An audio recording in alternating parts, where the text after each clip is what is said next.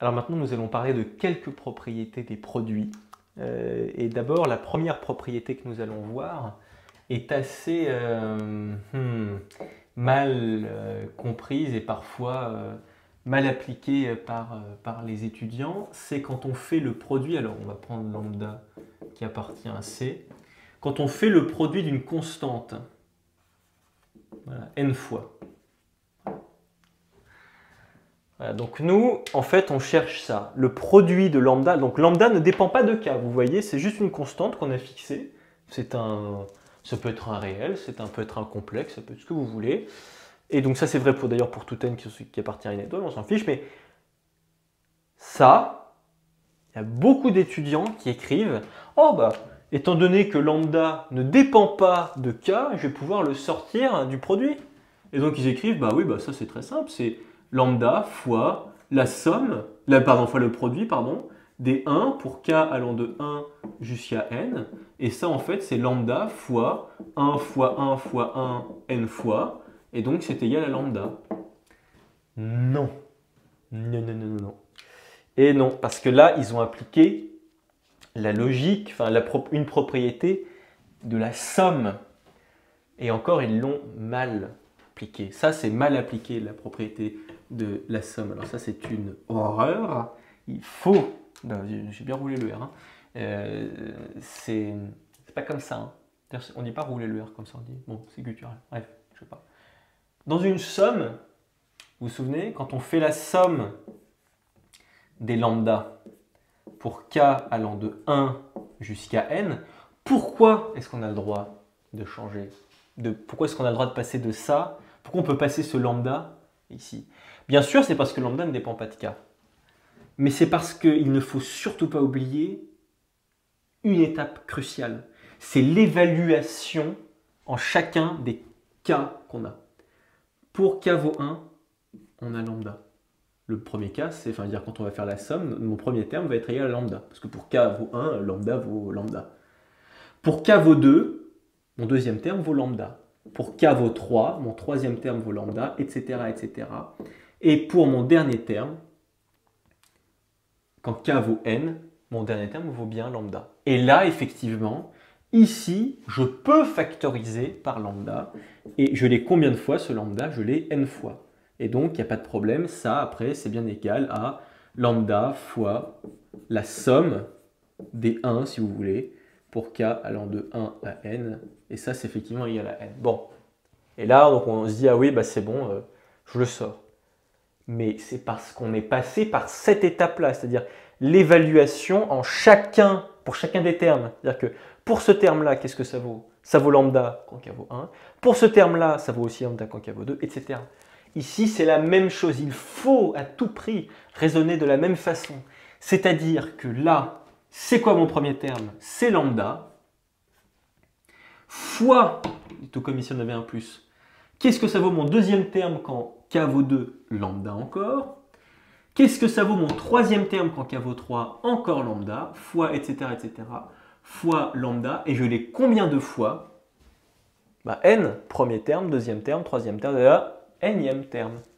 Et donc, qu'est-ce que ça vaut tout ça? Ça vaut tout simplement lambda puissance n. Ça vaut lambda puissance n. Et donc, ça n'est absolument pas égal à lambda fois, vous sortez absolument pas lambda de votre produit. Hein. Cette propriété, elle est extrêmement importante parce que beaucoup d'élèves et d'étudiants appliquent la propriété de la somme la propriété du produit, ce qui malheureusement est une extrapolation un petit peu fausse en fait. C'est juste faux. Bon, ensuite on va passer à d'autres propriétés. Alors maintenant on va passer à une propriété qui est assez logique, j'allais dire, hein, que les élèves retiennent les étudiants retiennent assez facilement. Vous prenez un m qui est un entier naturellement nul, et vous prenez n qui doit forcément être plus grand que m plus 1. Et vous avez cette propriété-là qui vous dit que le produit des xk pour k allant de 1 jusqu'à n, c'est égal au produit des xk pour k allant de 1 jusqu'à m fois le produit des xk pour k allant de m plus 1 jusqu'à n. C'est exactement la même idée qu'avec les sommes, c'est-à-dire que vous scindez votre produit en deux. C'est-à-dire que si vous écrivez ça sur une longue ligne, ça vous fait x1 fois x2 fois x3 fois 3 petits points, fois, on va même augmenter les petits points jusqu'à fois xn. Voyez, tout ça, c'est tout ce produit-là. Voilà. Et là, il se trouve que parmi ces petits points-là se cache, bien gentiment, fois xm moins 1 fois xm fois xm plus 1. Voilà. Vous avez parmi ces pointillés, ces nombres-là qui sont un petit peu cachés. Eh bien, il se trouve que donc tout ce produit-là, hein, qui est ici, c'est égal en fait à tout ce produit-là, voyez, x1 fois x2 fois tout ce produit qui est ici. Vous voyez, ça, c'est le premier paquet, et ça, c'est le deuxième paquet. Voilà, c'est simplement, vous faites simplement scinder votre produit en deux produits. C'est l'histoire de la baguette. En gros, vous coupez votre baguette en deux, c'est la première baguette, et fois la suite. Bon, avec les sommes, c'était plus la deuxième partie de la baguette. Là, vous faites simplement scinder votre produit général en deux produits différents. Ensuite, quand on va prendre, alors ça bon, c'est une propriété assez évidente, enfin triviale, bon, qui va vous être utile, très utile, encore une fois dans des cas d'inégalité. Dans des cas d'inégalité, ça va vous être parfois utile. Alors maintenant, on va prendre un n qui appartient à n étoiles et on va faire le produit exactement comme avec les sommes, donc des xk, yk. Donc là, vous faites le produit, ça c'est votre terme général, xk, yk. Vous partez de 1 et vous allez jusqu'à n. Bon. Eh bien ça, là c'est presque pareil que pour les sommes. Ça c'est le produit des xk pour k allant de 1 jusqu'à n fois le produit pour k allant de 1 jusqu'à n des yk. Ça, c'est encore la même logique qu'avec les sommes. C'est-à-dire que ça, je vais l'écrire en long. Mon premier terme, c'est x1, y1. Vous voyez, le premier terme. Mon deuxième terme, c'est x2, y2. Mon troisième terme, c'est x3, y3. Et je continue comme ça en multipliant. Tac, tac, tac, tac, tac. Et mon dernier terme, ça va être quoi? Ça va être xn, yn. Encore une fois, ça c'est mon terme. xk, yk, c'est mon terme. Je n'ai pas deux termes ici. Ça, c'est le terme général. Donc premier terme, deuxième terme, troisième terme, etc. Nème terme. Bon. C'est des multiplications, hein, pardon, j'ai peut-être oublié de le dire. C'est xk fois yk. Bon. Voilà, oui, c'est xk fois yk. Hein, pardon, je ne sais pas si je l'ai dit, je ne sais plus. Donc là, vous avez plein de fois partout. Voilà. Et bien ici, on va réarranger tout ce produit-là en mettant tous les x entre eux et tous les y entre eux. Voilà. On va faire de la discrimination. On va faire x1 fois x2. On met les x entre eux et les y entre eux.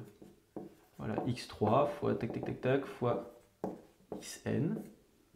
Donc là, vous avez votre premier bloc qui est constitué uniquement de multiplication entre des x fois y1 fois y2 fois tac tac tac tac tac fois yn. Et ça, c'est bien égal à ça. Et ça, c'est bien égal à ça. Voilà. Ça, c'est ça. Et ce bloc-là, on le retrouve ici. Voilà. Ça, c'est très important. Voilà, donc ça, c'est à peu près comme pour les sommes. En revanche, ce qui n'est pas comme pour les sommes, c'est ce qui vient juste après. Alors ça, bien sûr, c'est assez évident. Alors pour ce qui vient juste maintenant, il faut bien appliquer une propriété que la plupart du temps, certains étudiants ne sont pas très à l'aise étrangement avec ça. Bon, Ça arrive, hein, mais c'est pas grave, hein, on est là pour désapprendre les mauvaises choses. Alors on va faire pardon, le produit des xk divisé par yk pour k allant de 1 jusqu'à n. Et bien ça, alors attention, pardon. Les yk, ils doivent être non nuls. C'est-à-dire que pour tout k, si vous voulez, pour tout k qui appartient à 1n, attention, vous vous souvenez, les doubles barres, c'est quand on parle d'entier. Hein. J'espère que vous vous en souvenez de ça. Donc pour tout k qui appartient à 1n, yk est différent de 0. Très très important, parce que sinon ça n'a pas de sens. Bon, xk il peut être égal à 0, ça veut dire que tout sera égal à 0, on s'en fiche, mais on ne peut pas diviser par 0. Bon, et bien ça, ce produit-là, pardon, c'est le produit de tous les xk pour k allant de 1 jusqu'à n, divisé par le produit des yk pour k allant de 1 jusqu'à n. Alors encore une fois, alors juste avant que j'explique, là, étant donné que vous avez splitté votre produit en deux produits différents, vous pouvez très bien indicer ici par i. Enfin, ça n'a aucune importance. Encore une fois, c'est un indice muet. Hein, c'est pas important. Alors, pourquoi est-ce qu'on a cette relation-là? C'est parce que, on va l'écrire, ça c'est égal à quoi? C'est égal à x1 divisé par y1. Ça c'est mon premier terme si vous voulez. Fois x2 divisé par y2, ça c'est votre deuxième terme. Votre troisième terme c'est x3 fois y3. Vous continuez comme ça jusqu'à xn sur yn. Ça c'est votre dernier terme. Et il se trouve que par une propriété fantastique de la multiplication et de la division, toute cette ligne-là, alors déjà je vais virer toutes ces parenthèses. Voilà, vous pouvez enlever toutes les parenthèses et puis plutôt non, construire un pont. Voilà, faites des ponts, pas des murs. Voilà, on fait un pont. On fait un pont, faites l'amour pas la guerre, très important. Voilà, tac, boum, trois petits points, trois petits points. Tout ça, c'est égal à tout ça. Ça veut dire que, en fait, si vous l'écrivez, bah, c'est bien égal à, là, en haut, au numérateur, vous avez le produit des xk pour k allant de 1 jusqu'à n. Okay. Et au dénominateur, vous avez le produit des yk, mais vous pouvez les appeler comme vous voulez, on s'en fiche puisque c'est un indice muet. Je vais l'appeler y alpha, voilà, y alpha. Ça, c'est juste parce que, ouais, dans certains exercices, dans certains énoncés, ils vont essayer de vous déstabiliser avec des écritures comme ça, genre ils vont vous mettre des indices muets, alpha, bêta, gamma, juste pour vous tester un peu, tu vois. Faut pas être stressé par ça. Ça, c'est un indice muet, donc on s'en fiche. Du moment qu'il y a une liaison entre ça et ça, ça roule ma poule, quoi, tu vois. Alors, y alpha, pour alpha allant de 1 jusqu'à n. Voilà. Voilà, voilà. Et d'ailleurs, je vais enlever ce petit truc. Donc voilà, ça c'est une propriété très importante, qui est très pratique aussi, quand on va surtout utiliser le télescopage de produits. Alors on va d'ailleurs tout de suite y venir, puisqu'on a vu le télescopage avec les sommes, maintenant on va voir le télescopage avec les produits. Alors c'est parti.